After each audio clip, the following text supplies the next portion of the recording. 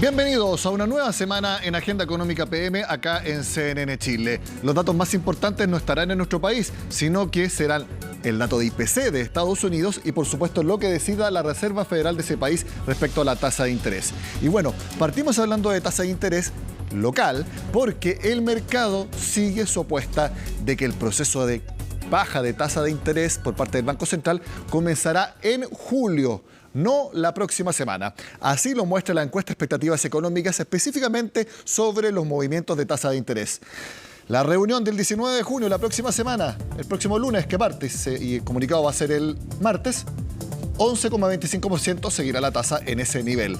Pero miren, para la del 28 de julio, baja de 50 puntos base. Eso es un consenso bastante mayoritario en el mercado de que sería de esa magnitud la primera baja en julio, la reunión subsiguiente.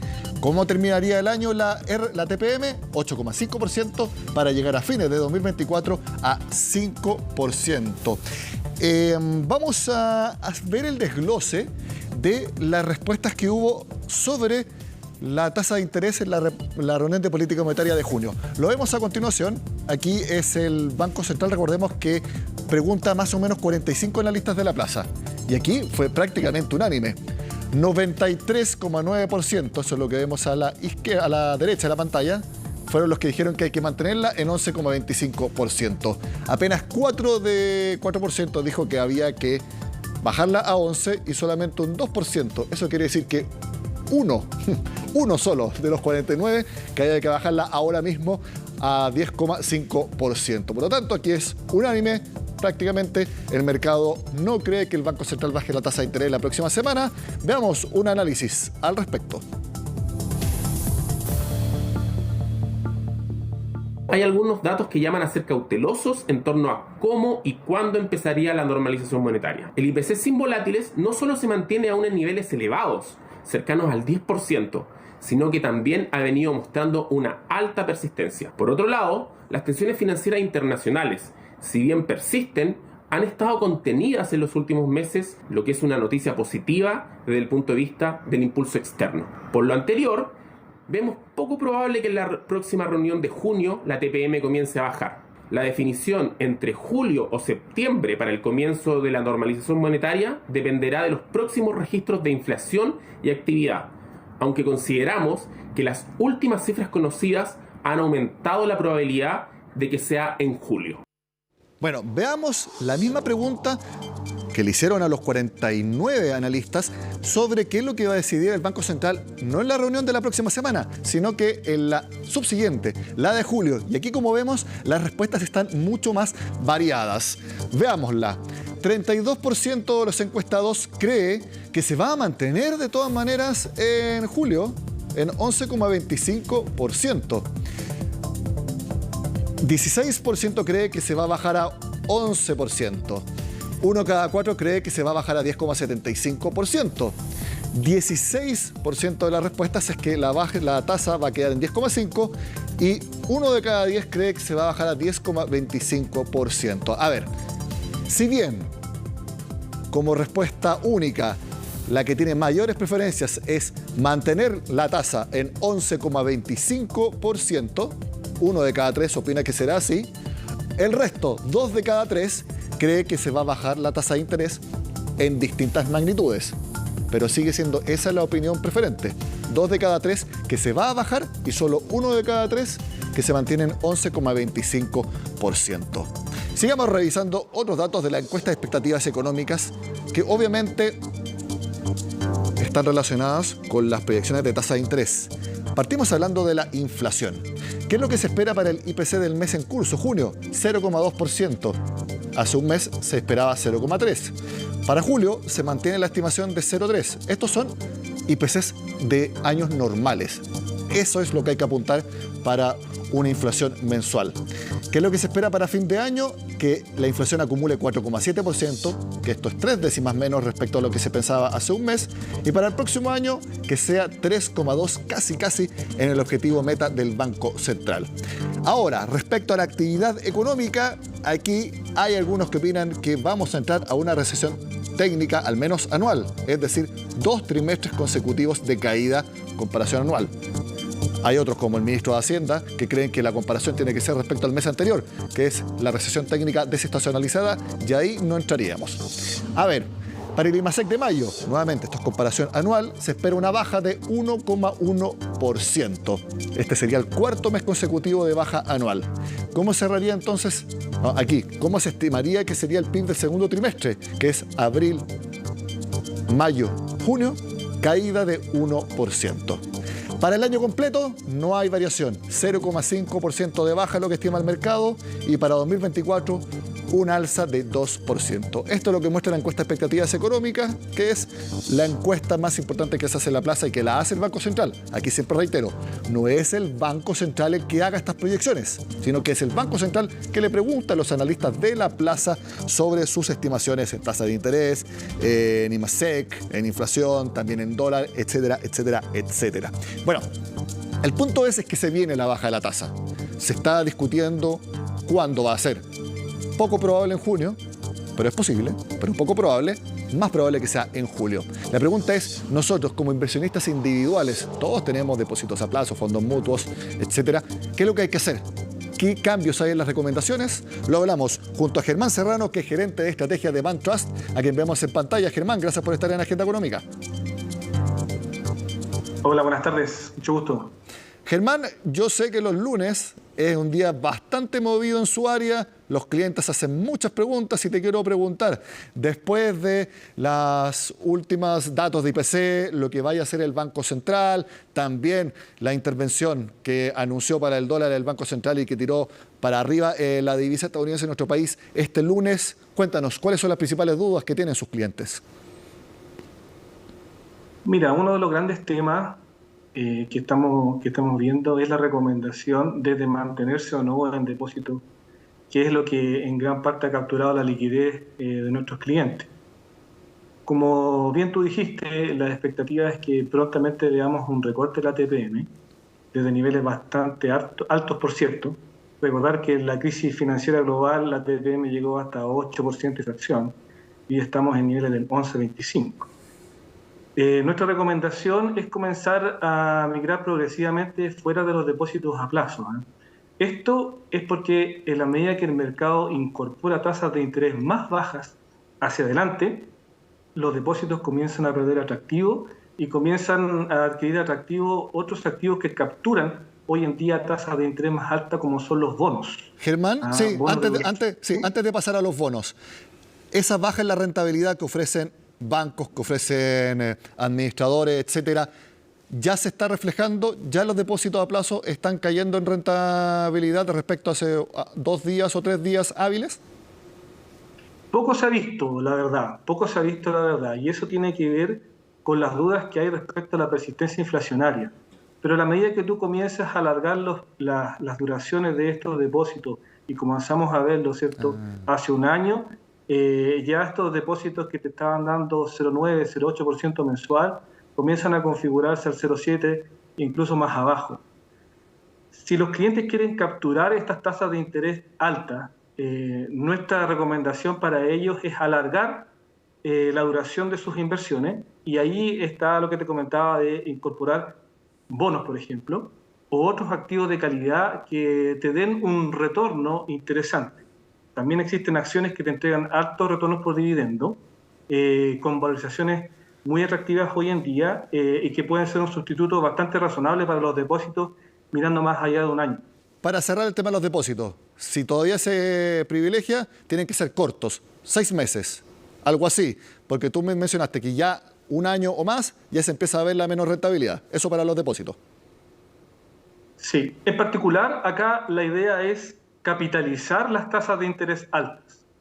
En la medida que se configura la expectativa de que el Banco Central va a recortar las tasas, el mercado comienza a incorporar en los activos de más larga duración tasas cada vez más bajas.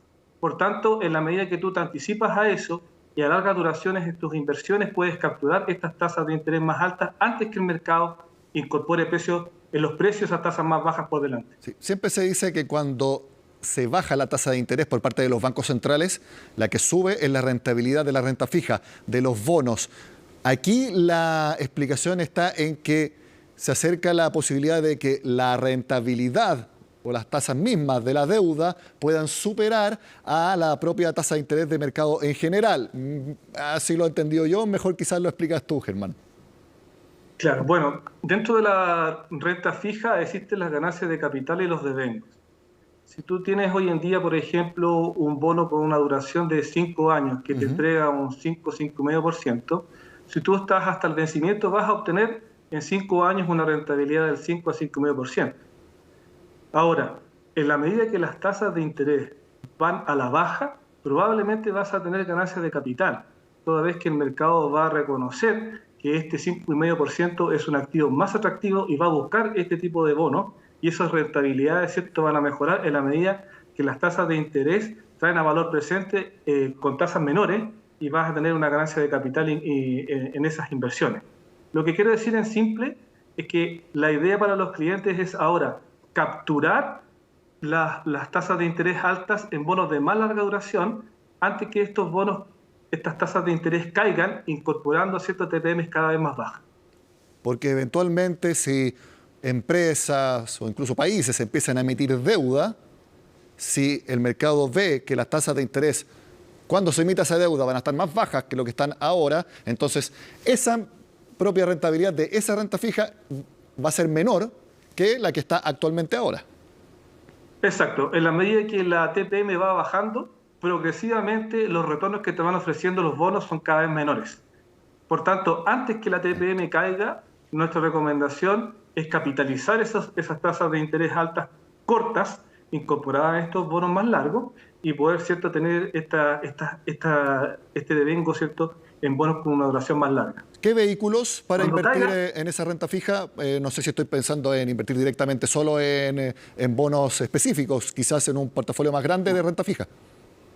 bueno, nuestra recomendación es diversificarse a instrumentos que te den la misma calidad que te puede dar un depósito. Y es ahí donde aparecen estos bonos, ¿cierto?, de alto grado de inversión, es una posibilidad, pero también aparecen alternativas dentro de la renta variable como acciones dividenderas. Este tipo de acciones son compañías que tienen flujos estables y pueden darte un retorno por dividendo bastante atractivo. Estoy pensando en compañías que tienen retornos por dividendos del orden del 7% anual a los precios actuales. Entonces, tú puedes tomar la alternativa hoy de comprar acciones que te entregan retornos por dividendos del 7, 9% dentro de la bolsa local y que te pueden permitir, ¿cierto?, capturar lo alto que están las tasas hoy, ¿cierto?, y no comenzar a deteriorar tu rentabilidad en la medida que van pasando los meses, ¿cierto?, y la TPM cae y los depósitos van con ella. Germán, hagamos un resumen con todas las opciones que hemos conversado de un portafolio de 100%. ¿Cómo recomiendas una estructuración? Bueno, el portafolio clásico y que hoy en día vuelve a cobrar fuerza es un portafolio 60-40, donde tenemos un 60% de renta fija. Dentro de esas posibilidades se necesita liquidez y por tanto siempre es prudente tener algo en depósito. Para completar eso puedes tener bonos de grado de inversión. Entendamos que el contexto general es de deterioro económico y por tanto tenemos que buscar bonos, ¿cierto?, que tengan un perfil de rating crediticio positivo. Y para el otro 40% también tenemos que pensar de que el contexto económico está difícil por delante y por tanto aquellas compañías con alto dividendo son compañías que en general tienen balance fuerte, tienen estabilidad en la generación de caja, ¿cierto?, márgenes estables y generalmente están en industrias, ¿cierto?, que más bien se entienden como estables. Ahí, por ejemplo, están todas las compañías del sector servicios públicos, por ejemplo, están las compañías asociadas a bebidas, y son hoy en día compañías que te están ofreciendo retornos por dividendos del 6, 7, incluso hasta 9%. Del 60% de renta fija que tú mencionaste, 30 y 30, depósito a plazo con bonos.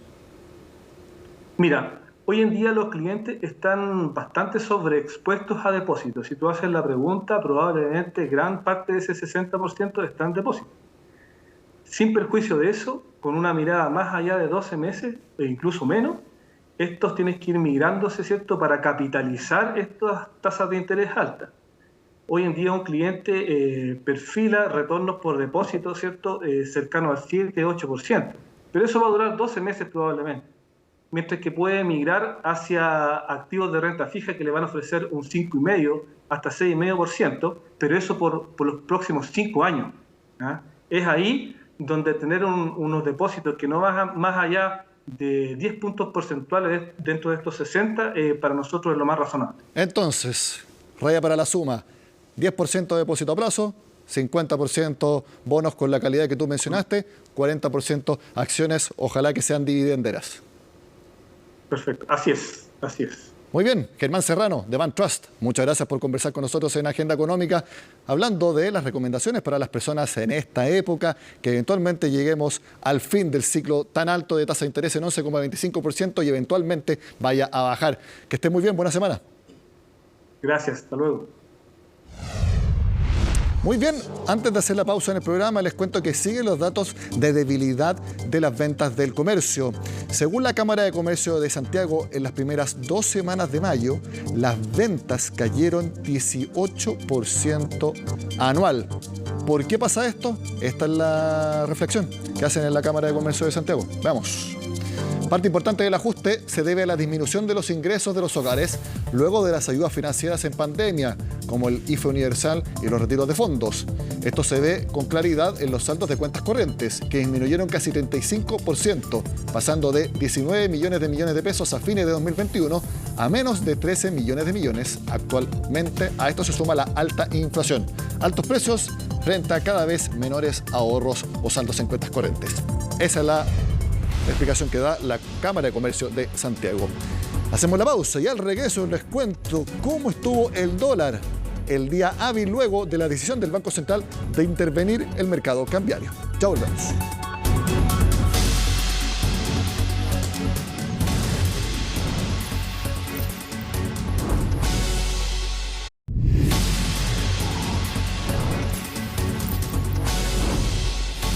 Este lunes fue el primer día hábil luego del anuncio de intervención cambiaria por parte del Banco Central que les contamos en la agenda del viernes pasado. El ente emisor de aquí a un año tiene pensado comprar al mercado $10.000 millones para engrosar sus reservas internacionales. Recordemos que cuando el dólar hace aproximadamente un año llegó a 1.060 pesos, hizo lo contrario, inundó de dólares el mercado para que le bajara el precio. Bueno, como el tipo de cambio ha bajado bastante desde esa fecha, ahora el ente emisor hace lo contrario. Las subastas parten este martes y serán de $40 millones cada día. Analizamos este anuncio junto a Gabriel Sestao, que es analista senior en XTV Latam. Gabriel, gracias por estar con nosotros. Hola Nicolás, un gusto volver a estar con ustedes. Así es, nosotros habíamos hablado hace algún tiempo y qué bueno volver a verte. Gabriel, el mercado reaccionó luego del anuncio del Banco Central con un alza de casi 20 pesos. ¿Qué te parece la reacción local?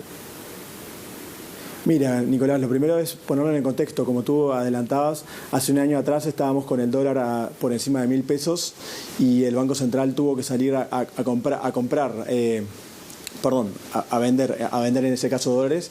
Hoy el contexto económico y también político ha estado mucho más normalizado, se han disipado varios riesgos, el tipo de cambio se estaba apreciando y además la inflación, estamos en un contexto donde finalmente se anclaron las expectativas. Si bien todavía está alta, las expectativas se han ido anclando al objetivo del Banco Central del 3%. Esos dos factores le permiten al banco tomar la decisión de volver a recomponer las reservas internacionales que tenía pensado. Esto es, no sé si se acuerdan, pero en 2021 el Banco Central había también iniciado un programa de compra de dólares. ¿Para qué? Para llevar las reservas internacionales que estaban en niveles bajitos, en torno al 12% del PIB, al 16% del PIB. Bueno, ahora estamos en un entorno parecido. Estamos con reservas internacionales bajas, las más bajas de los últimos 10 años por lo menos, y la idea es recomponer esto. ¿Para qué? Para poder estar preparados para enfrentar shocks. Sí, y el mercado, como te mencionaba, reaccionó con un alza de casi 20 pesos. El tipo de cambio cerró en 808, estaba bajo 890 para el cierre del viernes. Recordemos que el anuncio del Banco Central fue post cierre oficial del dólar el viernes pasado. Uno puede esperar que esta sea el alza respecto a esta noticia, o puede haber mayores apreciaciones de la divisa, por ejemplo, mañana cuando empiece concretamente este programa de compra de dólares. Mira, Nicolás, cuando uno va a la historia y vea un poco hacia atrás lo que pasó en 2021, lo que ve es que la mayor alza se produce con el salto, o sea, con el anuncio se produce el salto. Entonces estos 20 pesos son similares incluso a lo que pasó en enero de 2021, y luego lo que hay es algunas depreciaciones progresivas, pero ya de menor monto, y en algún minuto esto se disipa. Luego de algunas semanas el anuncio es lo que presiona al tipo de cambio, luego el mercado se ajusta y después se puede disipar esto. Entonces no es necesariamente que esto vaya a continuar una escalada alcista, sino que podría retomar la escalada apreciativa del tipo de cambio. De algún modo lo que esperamos es que haya unas pequeñas alzas en los próximos días, pero después, en la medida que Chile se vaya consolidando nuevamente, que el Banco Central vaya tomando decisiones sobre su política monetaria y también la Fed, las suyas, esto pueda reajustarse nuevamente. Eso es precisamente lo que vamos a hablar, porque esta semana conoceremos datos de inflación en Estados Unidos y, por supuesto, la decisión de la Reserva Federal sobre la propia tasa de interés allá en Estados Unidos. ¿Cuáles son las expectativas que hay y también cómo la decisión que se tome va a repercutir en el precio del dólar acá en Chile? Es que eso es justamente muy importante. Lo que va a pasar con la Fed probablemente esta semana, el miércoles, es que tome una pausa en el alza de tasas. No es que necesariamente vaya a frenar el alza de tasas, pero por lo menos va a tomar una pausa. Esa pausa va a debilitar el dólar, por lo tanto va a fortalecer el peso y se puede esperar alguna depreciación adicional ahora. Por otro lado, tenemos lo que está pasando con el mismo Banco Central. Se espera que en la reunión de política monetaria de la próxima semana no haya un cambio en la tasa de política monetaria, pero sí en julio, donde se espera el primer recorte quizá. Eso, de algún modo, pone en desigualdad respecto a la Fed, ¿no? La Fed está pausando, el Banco Central chileno está bajando. Eso puede debilitar en un mes más, o en las expectativas ya, al tipo de cambio en Chile. ¿Tú crees, Gabriel, que esta intervención que anunció el Banco Central es otro indicio más de que está bastante seguro, de que está contenida la presión inflacionaria y que el proceso desinflacionario está bastante seguro y que por lo tanto puede darse el lujo de hacer que suba el precio del dólar acumulando más reservas y además empezar a bajar la tasa de interés? Mira, hoy conocimos la encuesta de expectativas económicas que publica el mismo Banco Central y ahí se veía claramente que las expectativas de inflación están más ancladas, que las perspectivas también para la inflación en los meses venideros se va lo que se llama un proceso desinflacionario, o sea que la inflación sigue bajando desde niveles altos, en los máximos que alcanzamos de 14. Bueno, esto va recuperando de niveles de un dígito y va convergiendo hacia la política, hacia lo que es la meta del Banco Central. Entonces, de algún modo, sí, da una pauta de que hay una cierta mayor seguridad. Con todo, esta intervención no es gigantesca en comparación a la de 2021, que fue de 12.500 millones de dólares. Esta es de 10.000, es un poco más chica, son montos acotados por día, entonces de algún modo están interviniendo en el mercado. Podrían poner algo de presión, pero claramente lo están haciendo ahora porque ya se sienten más cómodos. Gabriel Sestao, analista senior de XTV, mucho gusto por haber hablado nuevamente contigo. Estamos en contacto. Mucho gusto, Nicolás, y un saludo para todos. De esta forma terminamos la agenda económica de este lunes. Sigan con nosotros acá en CNN Chile.